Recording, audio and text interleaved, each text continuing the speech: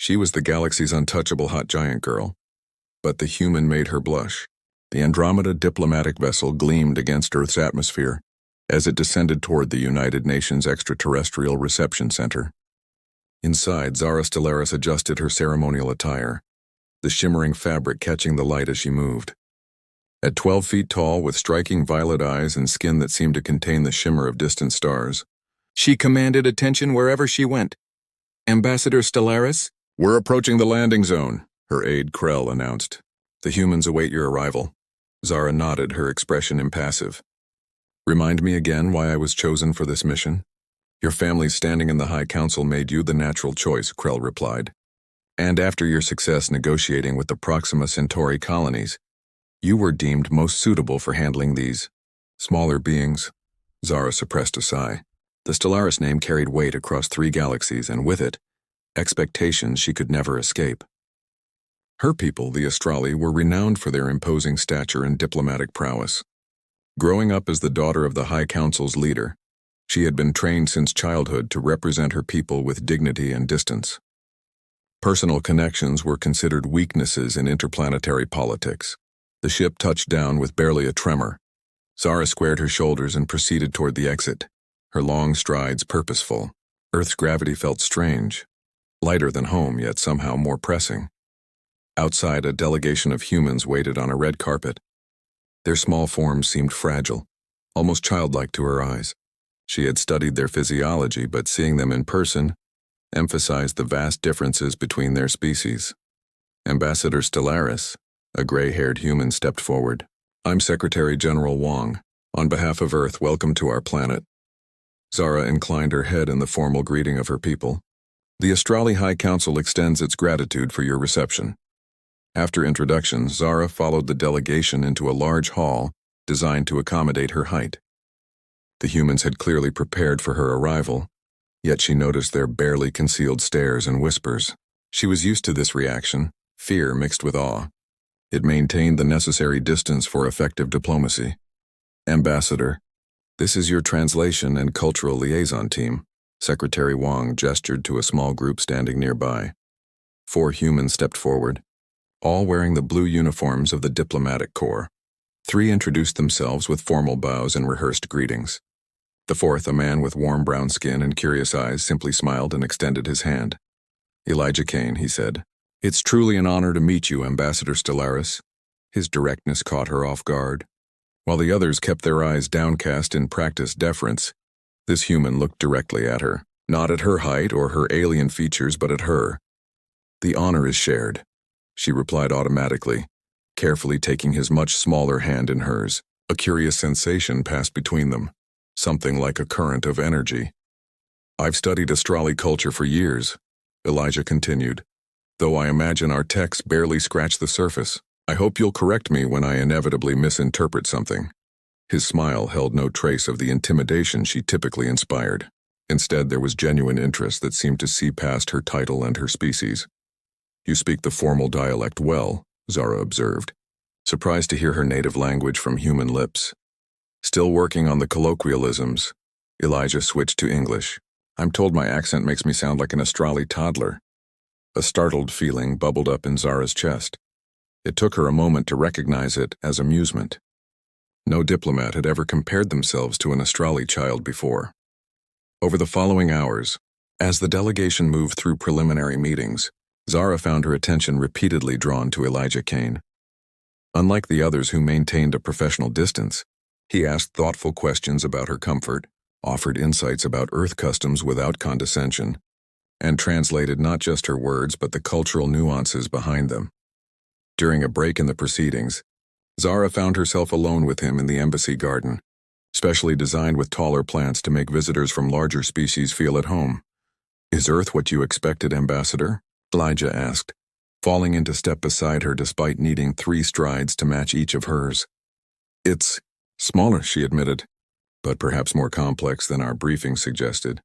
"That's us humans in a nutshell," he laughed. "Small but complicated." For the first time in her diplomatic career, Zara felt the strange sensation of her cheeks warming. The reaction was so unexpected, so unprofessional, that she immediately straightened her posture and reassumed her formal demeanor. The trade negotiations tomorrow will require precise translation, she said, deliberately changing the subject.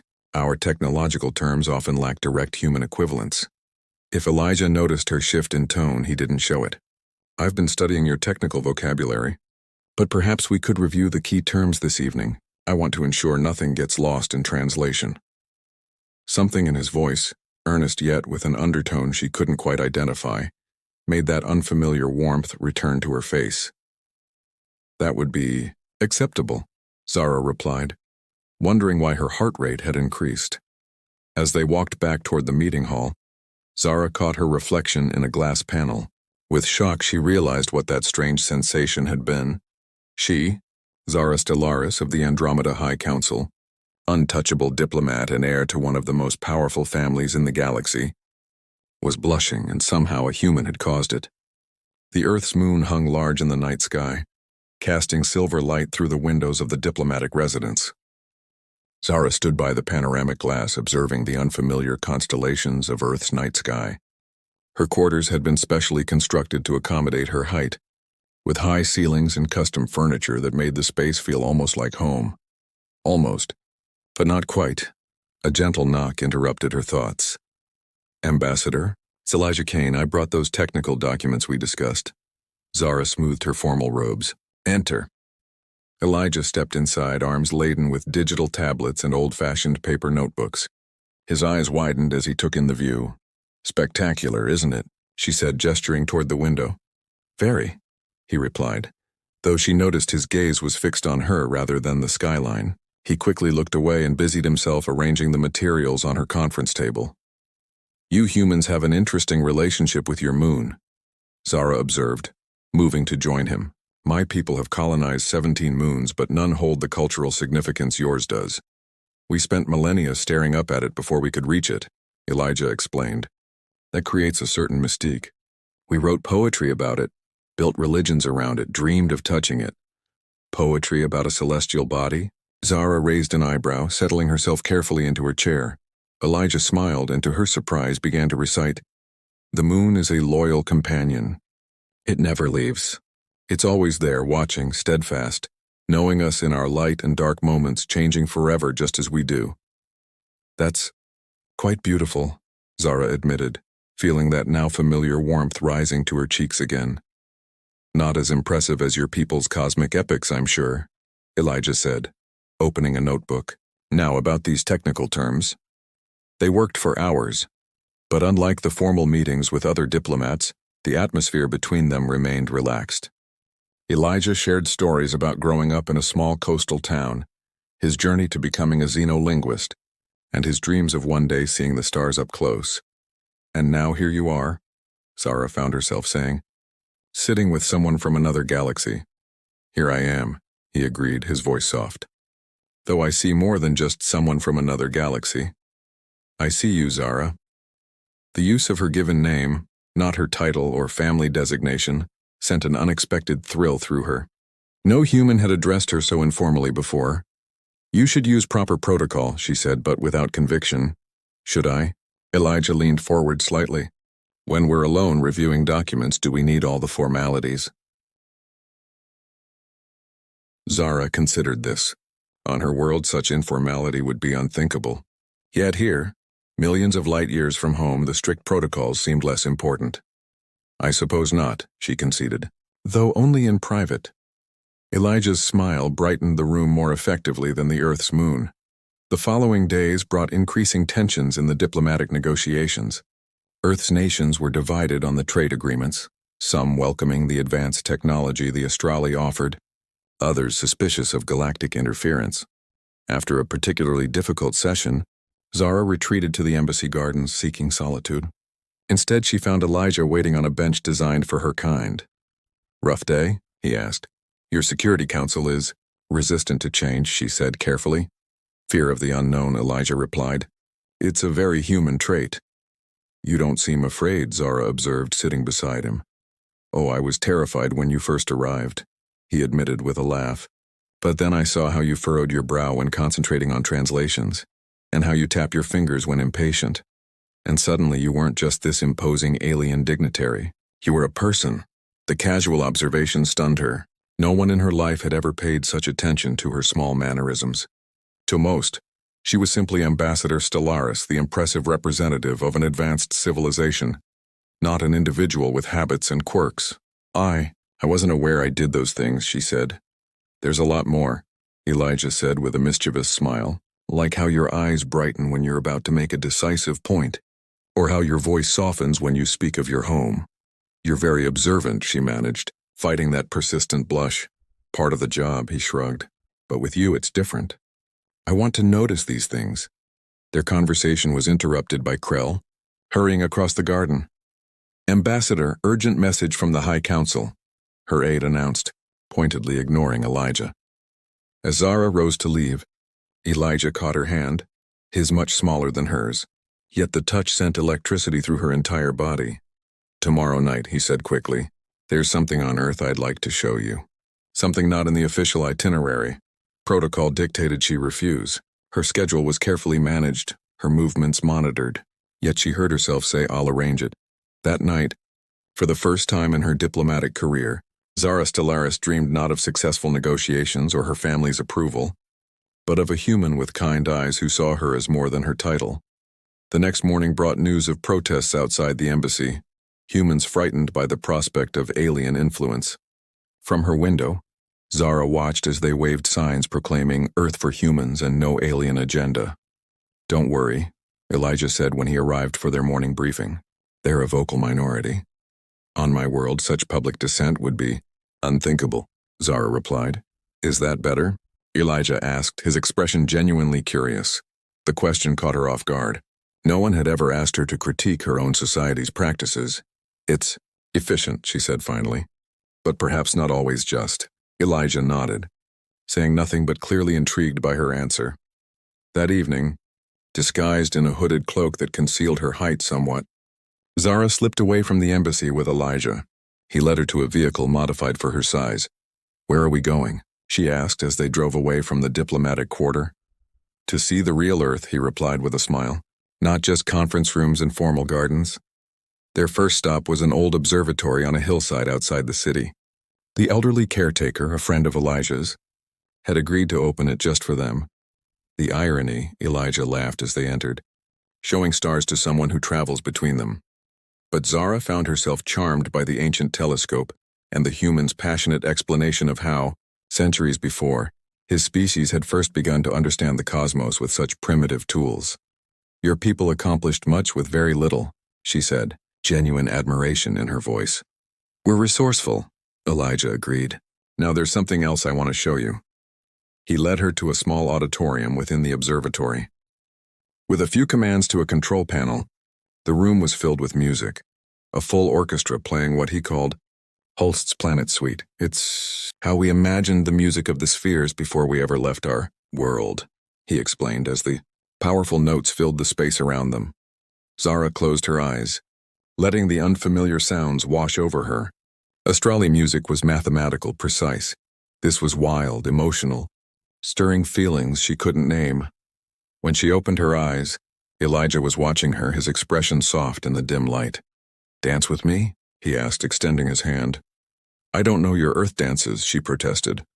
Neither do I, really, he laughed. We'll make it up. Logic told her to refuse, but logic seemed increasingly irrelevant around Elijah Kane. She took his hand, and despite their extreme difference in height, they found a rhythm together, moving slowly in the empty auditorium while the music of Jupiter, the bringer of jollity, swelled around them. When the piece ended, they remained standing close together, his head barely reaching the middle of her torso. Neither spoke, but something significant had shifted between them. A barrier broken. A distance crossed, thank you, Zara whispered, for showing me this side of Earth. There's so much more, Elijah replied, looking up at her. If you'd let me.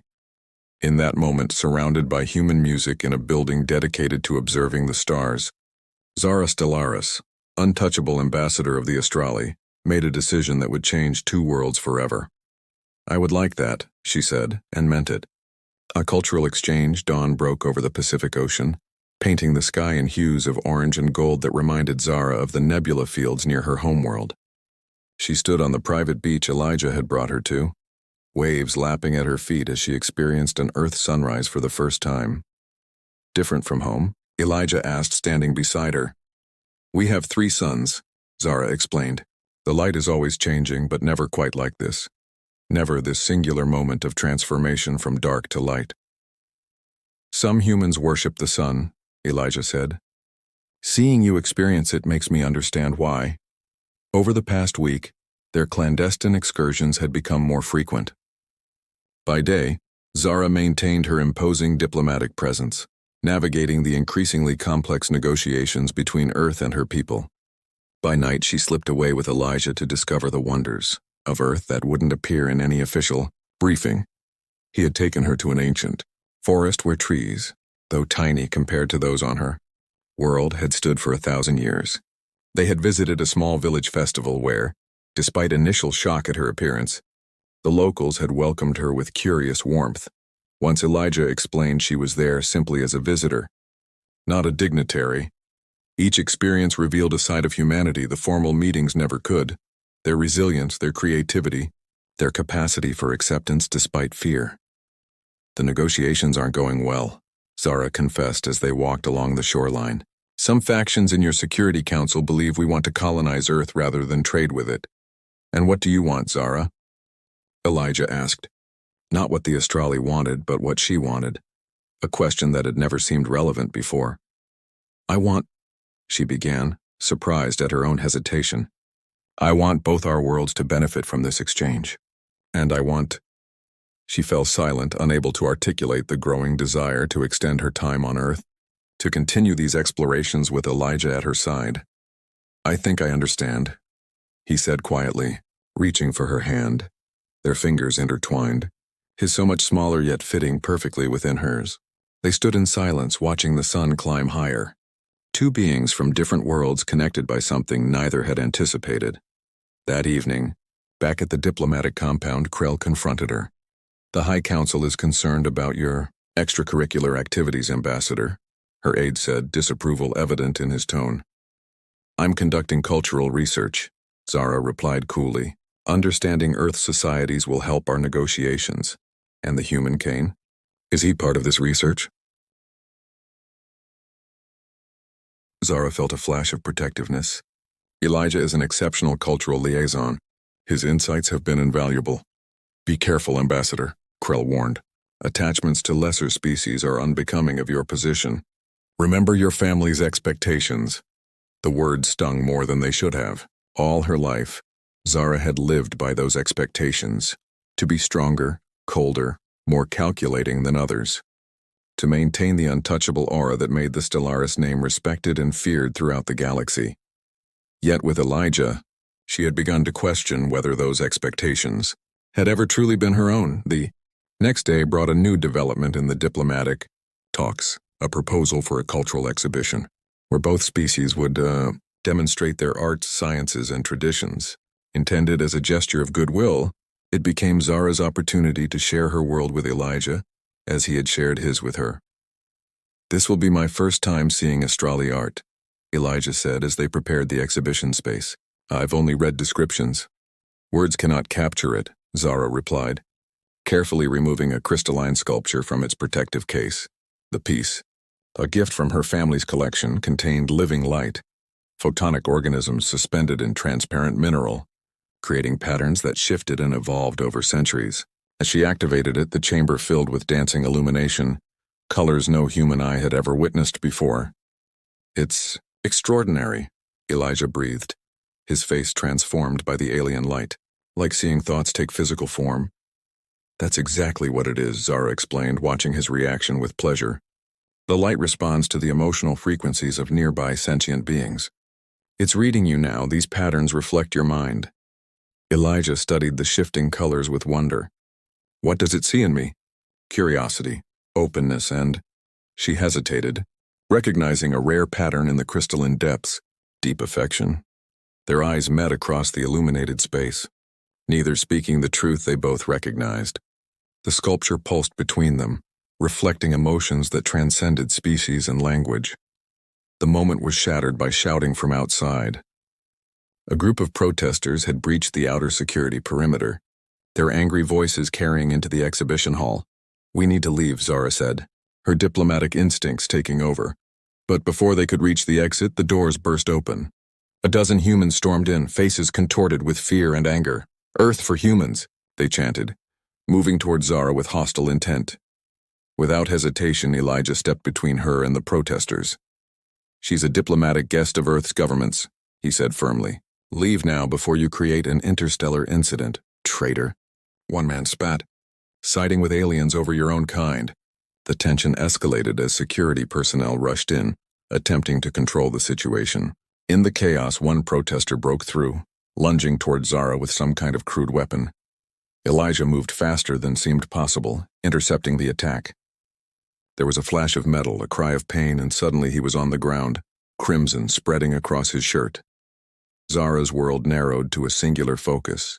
With one fluid movement, she swept Elijah into her arms and strode through the crowd, her imposing presence forcing the protesters back. She barely registered the security team subduing the attackers or Krell's voice calling after her. All that mattered was the human in her arms, his blood warm against her skin. "I'm fine," Elijah insisted weakly. "Just a scratch." But the medical team's expressions told a different story when she reached the embassy's infirmary. The weapon had penetrated deeply, damaging internal organs. "Our facilities aren't equipped for human physiology," the Australi physician admitted. "He needs treatment at their medical center." Hours later, sitting beside Elijah's hospital bed, Zara watched the rise and fall of his chest with each assisted breath. Earth doctors had stabilized him, but his condition remained serious. "You shouldn't be here," Krell said from the doorway. "The council has called an emergency session. There's talk of withdrawing from negotiations after this attack." "I'm not leaving him," Zara said, her voice leaving no room for argument. "Ambassador, this human is clouding your judgment." "Your duty, my duty," Zara interrupted, rising to her full height, "is to forge understanding between our worlds. Elijah Kane has done more to advance that cause than any official meeting or treaty." "You care for him," Krell observed, disapproval evident. "Beyond what's appropriate." Zara looked down at Elijah's sleeping form, so small and fragile compared to her, yet possessing a strength she was only beginning to understand. "Yes," she admitted, finally acknowledging the truth to herself as much as to Krell. "I do. The High Council will recall you if they learn of this attachment." "Then they must not learn of it," Zara replied. "Not until the negotiations are complete." After Krell departed, Zara gently took Elijah's hand in hers. In the quiet of the hospital room, surrounded by the strange sounds of Earth medical technology, the untouchable ambassador from the stars allowed herself to feel the full depth of her emotions for the first time. When Elijah's eyes finally opened hours later, they focused immediately on her face. "You're still here," he murmured. "Where else would I be?" she asked softly. "Zara," he said, his voice weak but determined. "What happened today? It's just the beginning. Some people will never accept what's different. Is that what you believe?" "No," he said firmly. "I believe in bridges between worlds, in finding connection despite differences." His fingers tightened around hers. "In us." The simple declaration hung in the air between them. Impossible, unprecedented, yet as real as the stars themselves. "There is no us in any diplomatic handbook," Zara whispered. "Then we'll write a new one," Elijah replied. As dawn broke over Earth once more, Zara Stellaris, ambassador, heir to a galactic legacy, and supposedly untouchable, bent down and pressed her lips gently to those of the human who had changed everything. In that kiss was a promise neither had expected to make, yet both now found essential to their existence. Outside the hospital window, reporters gathered, their cameras capturing the moment that would soon shake two worlds to their foundations. The image dominated every news feed on Earth and had been transmitted to the furthest reaches of Australi territory. Ambassador Zara Stellaris, representative of the most powerful clan in the Andromeda galaxy, kissing a human man in a hospital room. The headlines ranged from romantic, star-crossed lovers, a love that spans galaxies, to alarmist, alien influence, diplomatic manipulation, or genuine affection.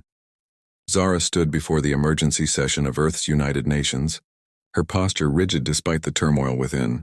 The chamber had been modified to accommodate her height. but she had never felt more conspicuous. Ambassador Stellaris, the Secretary General, began, his tone carefully neutral. In light of recent events, there are concerns about the objectivity of these negotiations. My personal relationships have no bearing on my diplomatic duties, Zara stated, though the words felt hollow even to her. From the gallery, she could feel Elijah's eyes on her. Against medical advice, he had insisted on attending the session, his wounded side still healing. Their gazes met briefly, and the connection gave her strength. The Australi High Council has requested clarification on your situation, the secretary continued. They've sent a representative. The doors opened, and Zara felt her heart sink. Vexor Stellaris, her father, strode into the chamber, his towering form casting shadows as he moved. Counselor Stellaris, the secretary greeted him. We welcome. I am not here for earth pleasantries, Vexor interrupted, his deep voice resonating through the hall. I am here to address a breach of Australi protocol. He turned to Zara, his expression unreadable to human eyes but conveying profound disappointment to her. Daughter, you have compromised your position and our family name. The High Council has voted. You are relieved of your diplomatic status effective immediately. Murmurs rippled through the assembly. Zara stood motionless, feeling the weight of two worlds' attention. Father, the negotiations will continue under my authority, Vexor cut in. Your presence is no longer required. You will return to Andromeda on the next transport. The finality of his tone left no room for argument. In Australi culture, a father's command, especially one who was also High Counselor, was absolute. Counselor, a voice called out, and Elijah rose from his seat, wincing slightly from his injury. With respect, Ambassador Stellaris has been instrumental in bridging our worlds. Her removal would be detrimental to these talks. Vexor regarded the human with cold interest, as one might study an insect. You are the cause of this situation, I believe. The cause, Elijah replied steadily, was two people finding connection despite differences. Something both our worlds could learn from. Bold words from a species barely able to leave their own solar system, Vexor remarked. But Australi affairs are not subject to human opinion. The tension in the room was palpable. Zara watched as everything she had worked for, the alliance, the cultural exchange, her newfound understanding of herself, threatened to collapse. In that moment of crisis, an unexpected ally emerged, if I may. Secretary Wong interjected. The Earth delegation finds Ambassador Stellaris' contributions invaluable. We would consider her removal a significant setback to negotiations. Other representatives voiced agreement, creating a unified front that even Vexor couldn't dismiss entirely.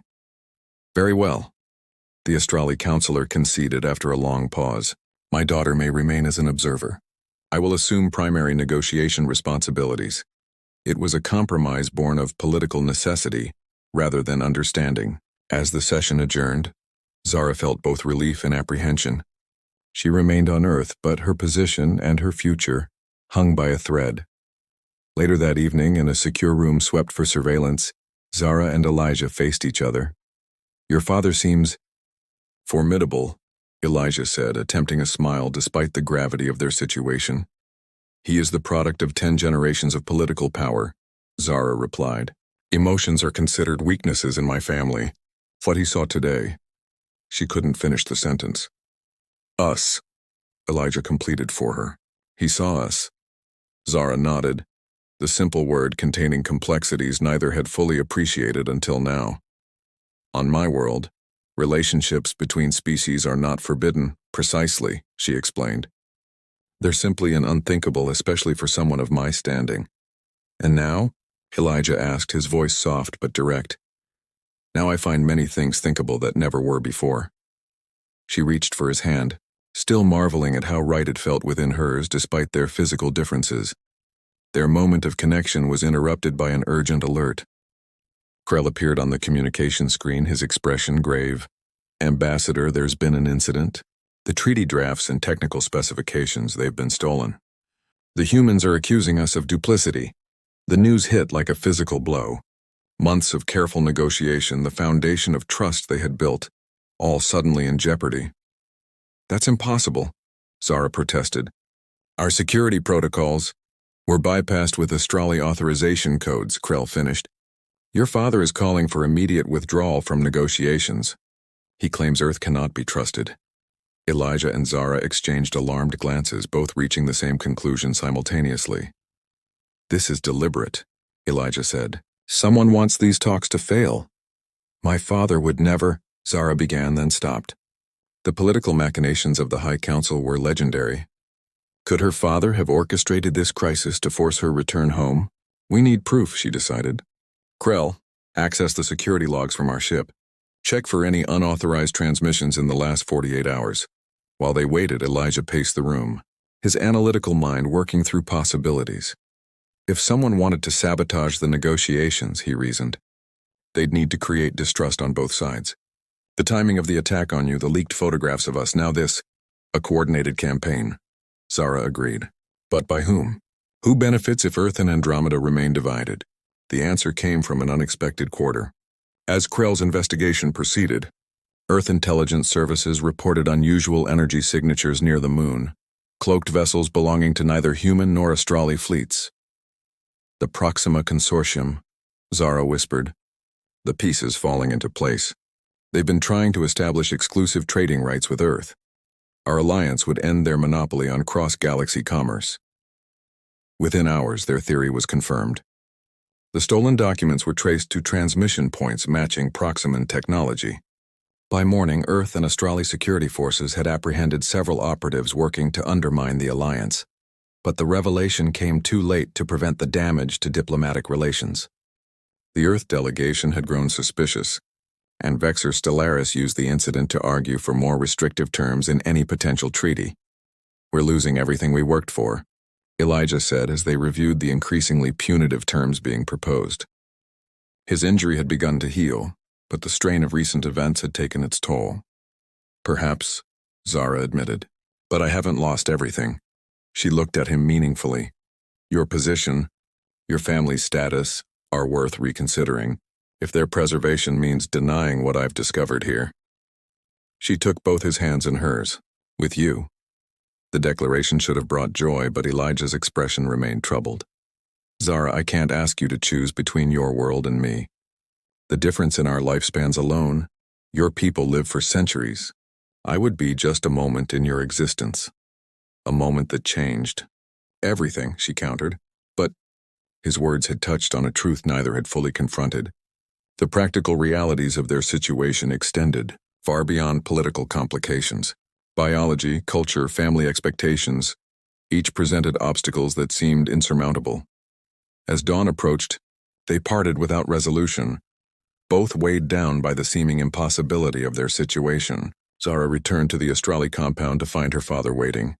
You care for this human, Vexor stated. Not a question, but an observation delivered with clinical detachment. I do, Zara acknowledged beyond denying the truth. It cannot last, her father said. You know this. Because of our traditions? Our politics? Because of reality, daughter. For a brief moment, Vexor's stern facade softened. I have lived for 3 of your lifetimes. I have seen interspecies attachments before.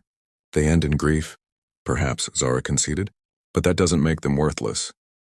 The Stellaris name has stood for strength for 20 generations, Vexor continued, his voice hardening again. We do not show vulnerability. We do not bend. And perhaps that is why we have never truly understood the species we negotiate with, Zara countered. Father, what if our strength lies not in our imperviousness but in our capacity to connect despite differences? Vexor regarded her silently, his ancient eyes unreadable. Finally, he turned to leave. The Council votes tomorrow on whether to abandon the Earth Alliance entirely. Consider carefully where your loyalties lie, daughter. Alone in her quarters, watching Earth's sun rise over an uncertain future, Zara Stellaris, no longer the untouchable ambassador, but a woman caught between worlds, made the most difficult decision of her life. The Astrali ship gleamed silver against the blue Earth sky, its massive hull casting shadows over the United Nations Plaza. Transport vessels ferried equipment and personnel up to the mothership as the Andromeda delegation prepared for departure. Inside the main diplomatic chamber, the final session was underway. Vexor Stellaris stood before the assembled representatives of Earth, his imposing presence commanding the room. The High Council has considered Earth's position, he announced. While full alliance is no longer on the table, we are prepared to offer limited technological exchange under strict oversight. The human delegates exchanged concerned glances. What had begun as a promising partnership had deteriorated into a tightly controlled transaction. Better than nothing, but far from the collaborative future once envisioned. Before we proceed to signing, Vexer continued, are there any final statements? The chamber doors opened and Zara entered. She wore neither her diplomatic uniform nor her family insignia, but a simple earth-made garment adapted for her height. Beside her walked Elijah, fully recovered from his injuries. Whispers spread through the assembly as they moved to the center of the room. Vexer's expression darkened at this unexpected interruption. Counselor, Zara addressed her father formally. I request permission to address the assembly. After a tense moment, Vexer gave a curt nod. Proceed. Zara faced the gathered representatives of two worlds, her voice clear and strong. For generations, the Astrali have approached interstellar relations from a position of superiority. We have offered our knowledge while maintaining distance, sharing technology but never true understanding. Today I propose a different path. She activated a small device, and holographic images appeared throughout the chamber. The ancient forest Elijah had shown her, the observatory where they had danced, the beach where they had watched the sunrise. These are not diplomatic venues or negotiation tables, she continued. These are places where I learned more about humanity than in any formal meeting. Places where connection happened not despite our differences, but because we chose to see beyond them. The images shifted to show earth art, music performances, cultural celebrations. Humanity's greatest strength is not your technology or your resources, but your capacity for adaptation, for finding beauty in diversity. These are qualities my people could learn from, if we're willing to truly engage rather than merely transact. She turned to face her father directly. The Stellaris name has always stood for strength, but I have learned that true strength comes not from standing apart, but from building bridges where none existed before. Elijah stepped forward then, addressing the assembly with equal conviction. Earth has always looked to the stars with wonder and fear. Now we stand at a crossroads. We can retreat into suspicion, accepting minimal exchange while maintaining separation, or we can embrace the unknown with courage. He gestured to Zara. I've seen firsthand that beneath our obvious differences we share fundamental values: curiosity, resilience, the capacity for growth and change. These commonalities form the foundation for genuine alliance. From her robes, Zara produced a crystal sphere, a smaller version of the living, light sculpture she had shown Elijah. This contains the combined emotional imprints of both human and Astrali participants in our cultural exchange program. Not diplomats or politicians, but artists, scientists, and citizens who spent time learning from each other. She activated the sphere, and the room filled with swirling patterns of light that reflected the shared experiences of two vastly different species, finding common ground. This is what we stand to gain and to lose with the decision before us today. A hush fell over the assembly as the implications of her words sank in. Secretary Wong was the first to break the silence. Ambassador Stellaris Zara, what exactly are you proposing? A genuine partnership, she answered. Not just technological exchange, but cultural immersion. Long-term residency programs, educational initiatives, collaborative research conducted side by side rather than across vast distances. The High Council has rejected such proposals, Vexer interjected. The High Council hasn't experienced what I have, Zara countered. They haven't seen the potential that lies in true connection. She turned to address the entire assembly. I stand before you neither fully as an Astrali diplomat nor as an adopted human, but as someone who has glimpsed what could be possible if we move beyond our comfortable boundaries. A murmur of discussion spread through the chamber. Several Earth delegates were nodding while others looked skeptical. The Astrali contingent remained impassive, following their cultural norms despite the unprecedented nature of the moment. Vexer Stellaris studied his daughter with an inscrutable expression. When he finally spoke, his voice carried the weight of millennia of tradition. You would risk your position, your status, your place in our society for this vision? I would, Zara confirmed without hesitation, because I believe it represents not a compromise of our values, but their fulfillment.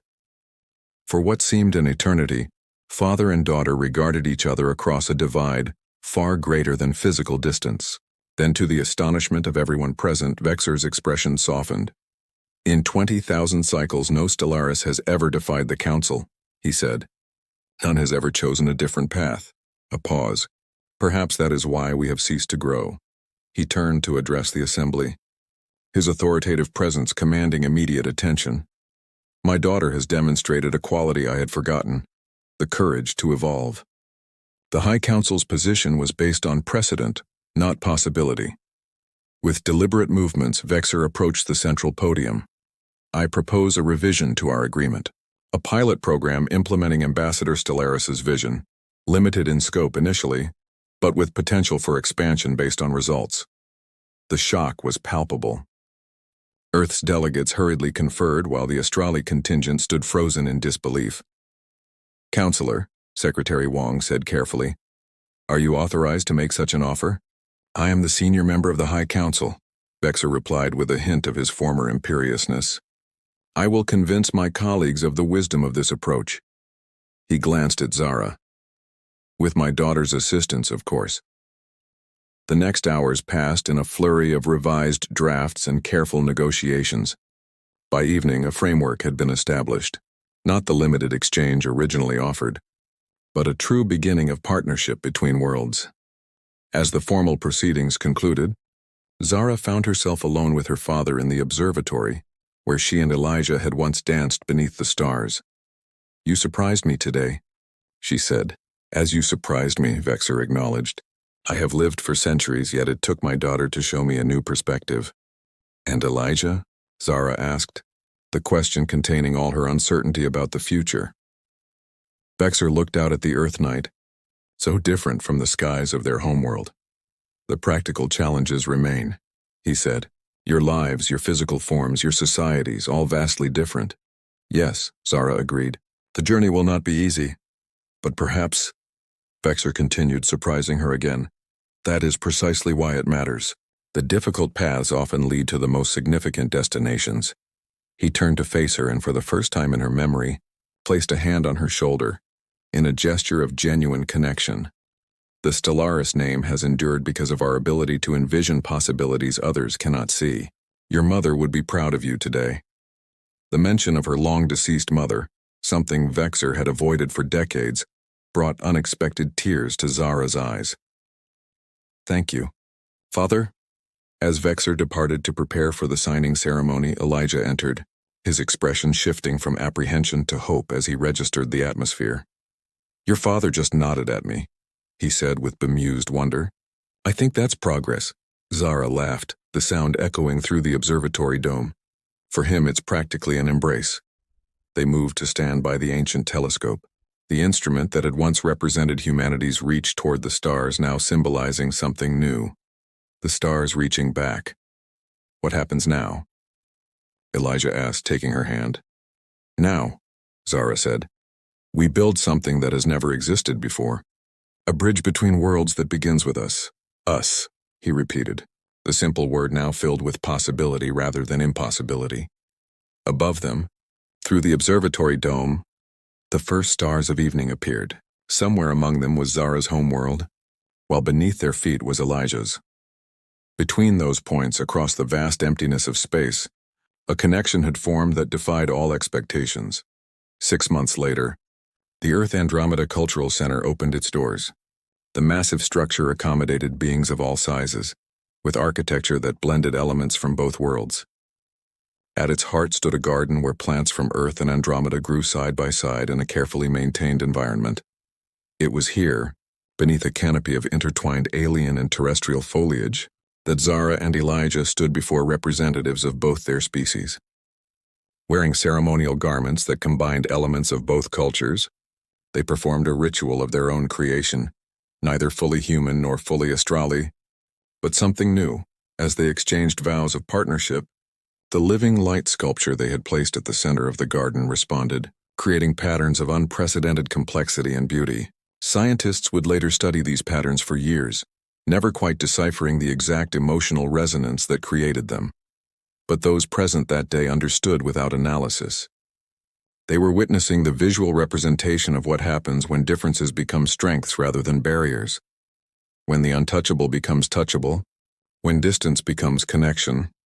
As Elijah reached up and Zara bent down, their lips meeting in a kiss that sealed their commitment, applause erupted from the gathered witnesses. Among them, Vexor Stellaris observed with an expression that, while still reserved by human standards, contained unmistakable approval. In that moment, surrounded by the blended beauty of two worlds, Zara Stellaris, once known throughout the galaxy as untouchable, embraced the vulnerability that had led to her greatest strength. And Elijah Kane, the human who had dared to see beyond the imposing exterior to the person within, stood proud beside her, proving that the heart's wisdom often exceeds the mind's limitations. Their path forward would not be without challenges. Cultural differences, biological realities, political complications all remained.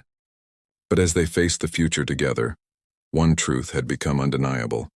Some connections transcend the boundaries of worlds, creating new possibilities for all who follow.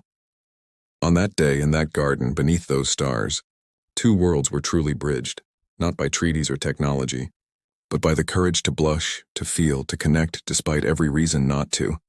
And that, perhaps, was the greatest diplomatic achievement of all.